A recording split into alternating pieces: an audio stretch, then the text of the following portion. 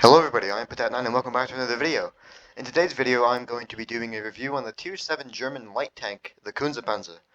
Now I shall preface this beforehand, I am at a 4th of July party, so if you hear fireworks, I apologize. So, going over this tank, let me tell you my thoughts on it. I enjoy the tank, it's a premium tank on my free-to-play account. I enjoy it, however there are quite a few drawbacks to the tank. Let me go over those now. Going over the statistics of the tank, it has 1060 hit points, which is normal for a tier 7 light tank. It doesn't have any armor. It has 63mm of turret armor, 53mm of side armor, and 53mm of rear armor on the turret.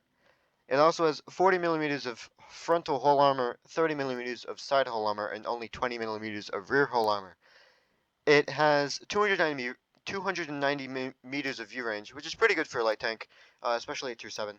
It also has okay concealment. I'm not running a camo net on it because it's a light tank and I don't really need to run a camo net. The big thing about this tank is the DPM. It has 2,130 DPM. That is with equipment and consumables and provisions. Almost had to check. Reload time of 6.34 seconds. That's okay for a light tank. It has average penetration of 168 for its armor piercing, 259 for its heat, and 66 for its high explosive. As for the gun, it's a 90mm, so it has average damage of 225 for armor piercing, 190 for heat, and 270 for high explosive. Now, this tank is based off the Tier 8 German light tank, the RU-251, or the Panzer RU-251 as I like to call it. That tank has mesh with around 216mm of high explosive penetration. This has about half.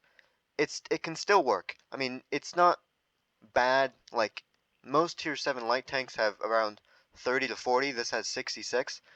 So you can definitely make the high explosive work. Aim time of 4 seconds, that's pretty bad. Dispersion of 0.293, which is pretty good. And it has 15 degrees of gun elevation and 10 degrees of gun depression. Now, it has a top speed of 70, but don't be fooled, it has a pretty bad power to weight of 26.9. Now, for a light tank, that's pretty bad. For a medium tank, that's really good.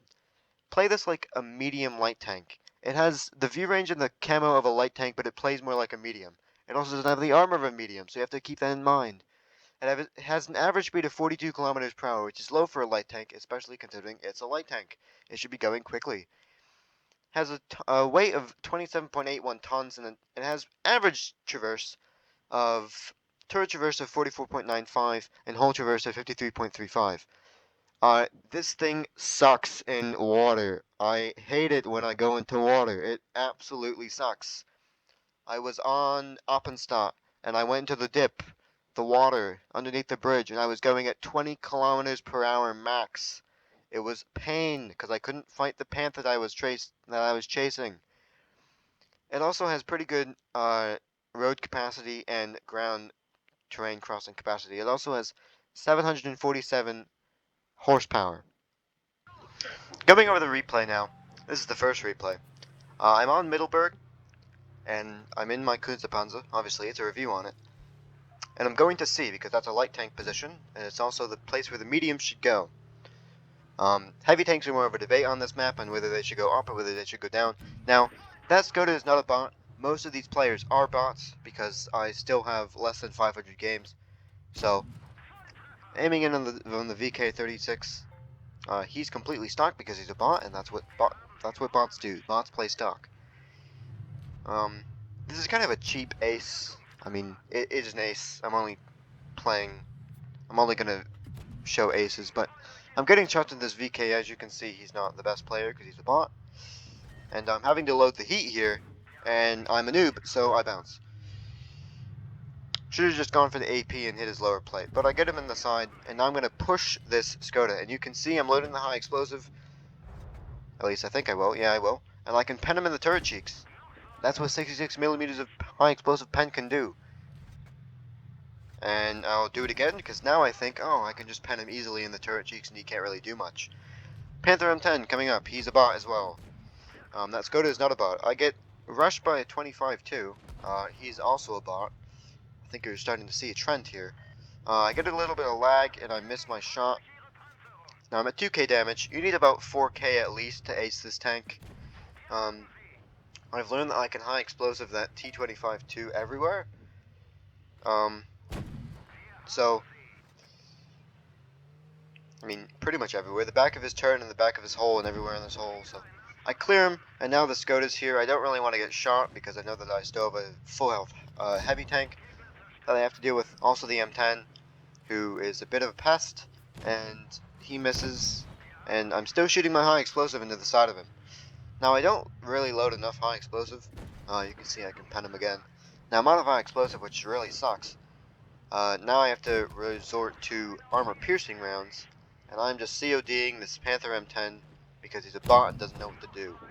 That was the game that I made an exclusive video on. So that was the first game. 4,000 damage, 4 kills, 1,300 base XP, and on to the second. Going over the second battle now, I'm a little bit AFK at the beginning, but that's perfectly fine.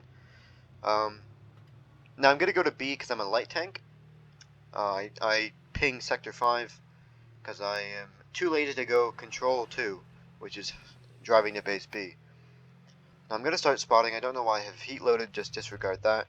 Now there's a Bulldog. I hit the Bulldog because I'm a good player, but I'm still shooting heat, which makes me automatically not a good player, so disregard that. I'm still shooting heat. I don't know why. Also, that first shot on the Bulldog was a low roll.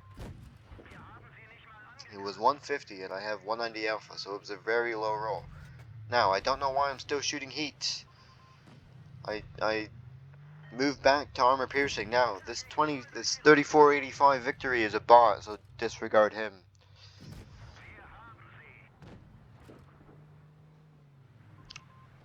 I call out that I have to fight the 3485. And I'm just destroying all his crew and his engine and his fuel tank. So I max roll him because I've decided that I wanted to spend a lot of experience investing in that little thing that gives you a chance of a max roll. Now, I high explosive the front of the Bulldog. That's what you can do with 66 millimeters of high explosive penetration. You can pen the Bulldog in the front. Now, this is a reward tank. I used my egg Panzer full to get this tank, with like 2 days to spare. So I averaged around 3,200 average damage per game. Now I can high explosive the side of this guy. Again, it's a 25-2, so I'm not that surprised. I missed my high explosive because I'm a noob, and I'm just gonna COD him. And I finish him off. Now this KB1S is a real player, although he doesn't act like one. So I call out that I'm gonna come and attack him.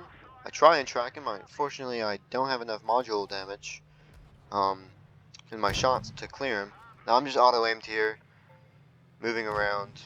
You can see in the middle of your screen that arrow that's green. That means auto-aim is enabled. Now I clear the KV2, or the KB1S, sorry, and I'm starting to move back onto this Black Prince. Now I see if I can high explosive with my 66 millimeters of penetration. Sadly, I cannot, so I'm just going to perma-track him with my my armor piercing. Now I can penetrate high explosive, but I wasn't reloaded, so I'm going to go back to perma-tracking him. And perma-track again. And his engine is dead. And now I focus on the T-29. Boom, he's dead. Can you see a developing story here? Developing pattern. It's not that difficult to play against bots. However, it is impressive to get 4,000 damage every single game.